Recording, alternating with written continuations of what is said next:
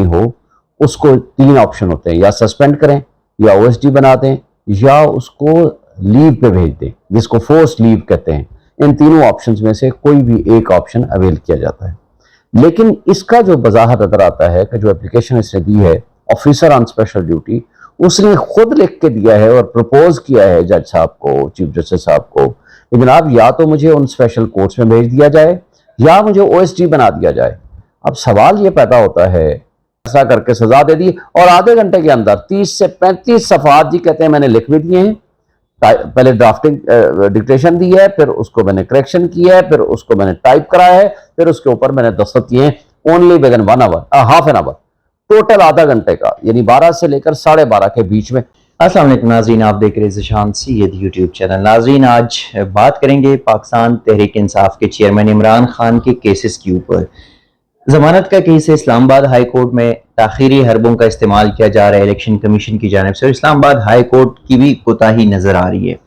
ساتھ ہی supreme court میں بھی چیئرمین PTI کی ضمانت کے کیس جو ہے وہ وہاں پہ بھی لگے ہیں۔ اور ایک اور امپورٹنٹ بات جو گزشتہ روز ہمارے سامنے آئی، ہم نے گزشتہ روز بریک کی تھی کہ توشہ خانہ کیس کا فیصلہ کرنے والے جج کو OSD بنایا، اور جو نوٹیفیکیشن اس میں باقاعدہ طور پہ لکھا ہے کہ خصوصی OSD کی پوسٹ جو ہے وہ ہائی کورٹ نے یہ کریٹ کی۔ تو OSD ہے کیا، یہ کیس کیسے، یہ نشست جو ہے، یہ سیٹ کیسے کریٹ کی جاتی ہے، اور ایک یہ بھی خط جو ہے وہ سوشل میڈیا پہ منظر عام پہ آیا کہ جج نے خود کہا۔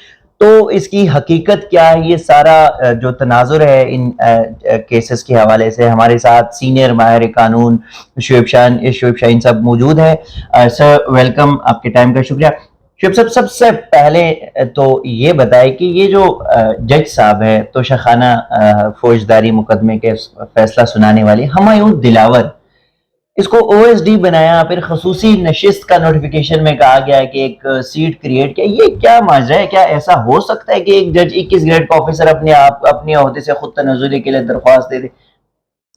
دیکھیں 21 تو نہیں، یہ 20 گریڈ کا ہے، ایڈیشنل ڈسٹرکٹ اینڈ سیشن جج۔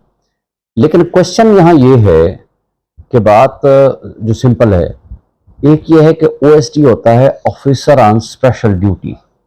یہ عام طور پر 2 چیزیں ہوتی ہیں، ایک تو ویٹنگ پوسٹنگ کے لیے استعمال ہوتا ہے، یا کسی کے خلاف انکوائری کرنی ہو اس کو 3 آپشن ہوتے ہیں، یا سسپینڈ کریں، یا OSD بنا دیں، یا اس کو لیو پہ بھیج دیں، جس کو فورس لیو کہتے ہیں۔ ان تینوں آپشنز میں سے کوئی بھی ایک آپشن اویل کیا جاتا ہے۔ لیکن اس کا جو بظاہر نظر آتا ہے کہ جو اپلیکیشن اس نے دی ہے آفیسر آن اسپیشل ڈیوٹی، اس نے خود لکھ کے دیا ہے اور پروپوز کیا ہے جج صاحب کو، چیف جسٹس صاحب کو، کہ جناب یا تو مجھے ان اسپیشل کورٹس میں بھیج دیا جائے یا مجھے OSD بنا دیا جائے۔ اب سوال یہ پیدا ہوتا ہے کہ کیا ایگزیجنسی آف سروس، کیا نوکری میں پبلک انٹرسٹ اس کے حوالے سے پوسٹنگ ٹرانسفر ہوا کرتی ہے؟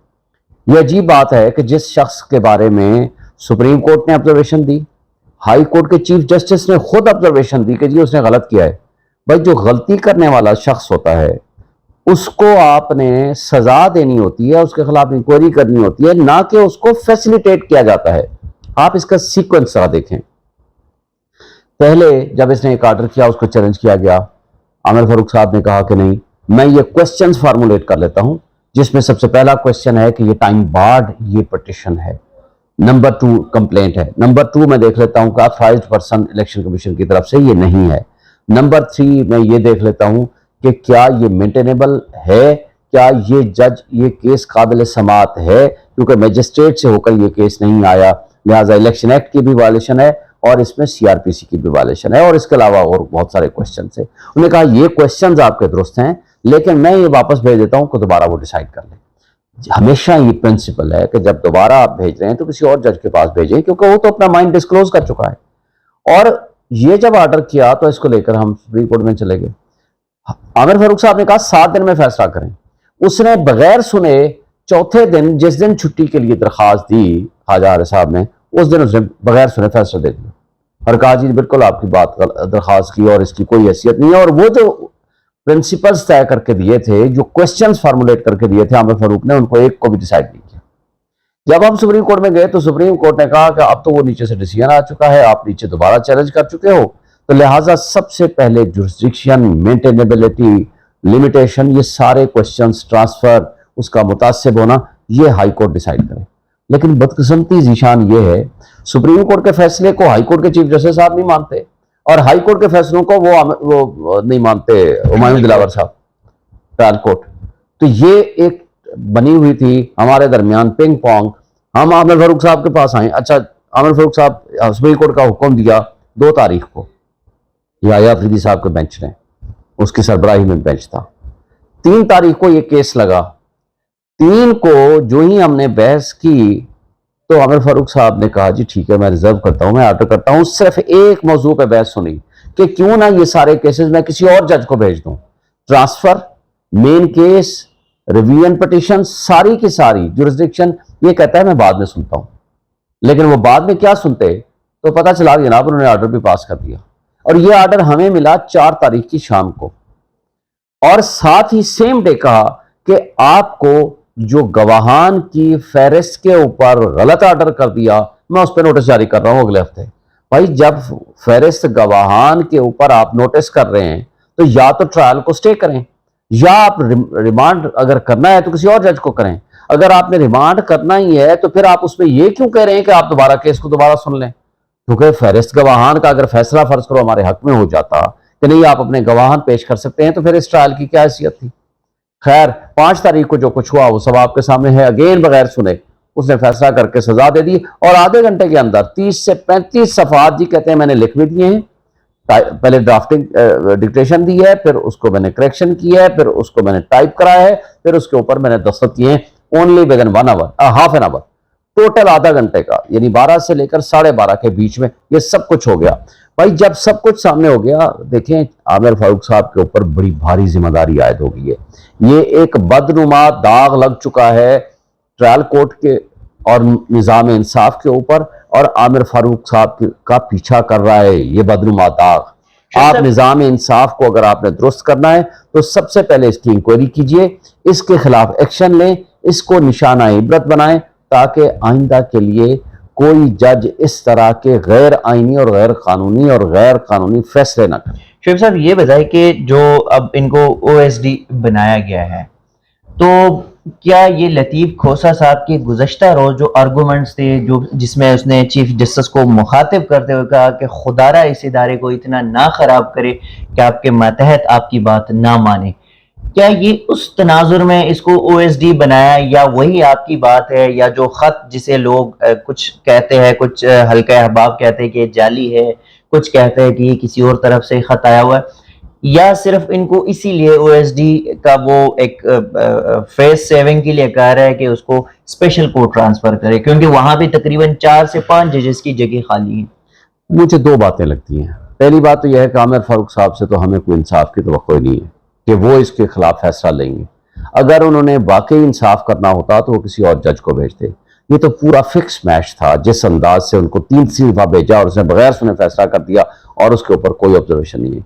इसके 2 मकासद हो सकते हैं। एक तो यह है कि इनको तैयार किया जाए अगली किसी असाइनमेंट के लिए कि कैसे PTI और इमरान खान के खिलाफ दूसरा और कौन सा इंपॉर्टेंट मुकदमा है जो उनसे काम कराया जाए।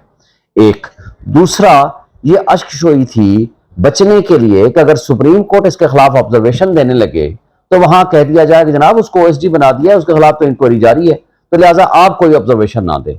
ये दोनों चीजें मुमकिन हैं और दोनों चीजें हो सकती हैं। यानी कि इंसदाद दहशतगर्दी अदालत के कोर्ट रूम नंबर 2 में जज नहीं है, और इमरान खान के इस्लामाबाद के तकरीबन 9 ATC के पिटिशंस जो है, जो बेल दरख्वास्तें थी, वो खारिज हो गई है।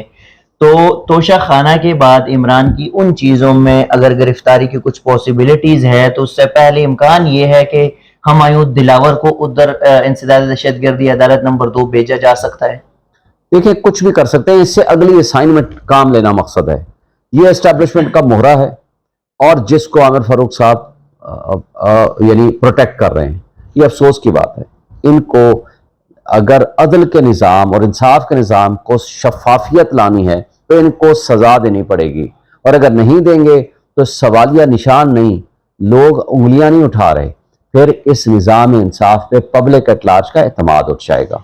जब लोगों का इंसाफ के निज़ाम से एतमाद उठ जाया करता है तो ना वो कौमें जिंदा रहती हैं, ना वो रियासतें वजूद में रह सकती। شعیب صاحب یہ بتائیے کہ چلے جو ٹرائل کورٹ کے جج ہمایوں دلاور نے جو کیا، جس قسم کے اس نے وہ کیس چلایا، جتنی سپیڈ کے ساتھ تیز ترین ٹرائل چلائے اس نے، قانون دان بھی کہتے ہیں، ایون کہ مخالفین ہیں پی ٹی آئی کے، ان کے قانون دان بھی کہتے ہیں کہ اس کیس میں بہت سارے سکم ہیں، جو کورٹ رپورٹرز ہیں وہ سارے کہتے ہیں، جو صحافی ہے، جو پڑھے لکھے لوگ ہیں جن کو قانون کی سمجھ ہے، ان کو وہ سارے کہہ رہے کہ اس کیس میں سکم ہے.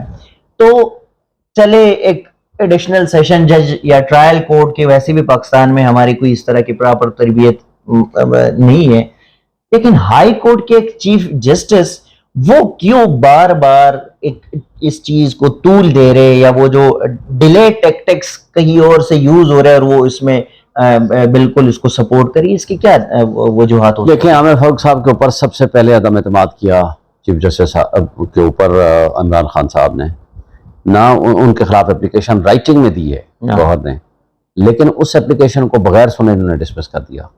کوئی ایک واقعہ نہیں ہے. جب پہلے دن ہم نے کہا، آپ کے سامنے نظر آ گیا ہے کہ یہ اللیگل آرڈر ہے، آپ آج سسپینڈ کر سکتے ہو بغیر نوٹس کیے، کیونکہ لا میں نہیں ہے اگر نوٹس کریں گے. چلیں آپ نوٹس کرنا چاہتے ہو کل کے لیے رکھ لو. کہتے ہیں کل میں نہیں ہوگا. کل میں نے کہا پرسوں کے لیے رکھ دو، آپ کو یاد ہوگا پرسوں میں نے کہا دوسرا کیس آپ نے رکھا ہوا ہے، اس میں 5 سے 10 منٹ کی بحث ہے، اس میں اور کون سی بات ہے. نہیں کہتے ہیں میں 4 دن کے اندر ڈیٹ دے دوں گا.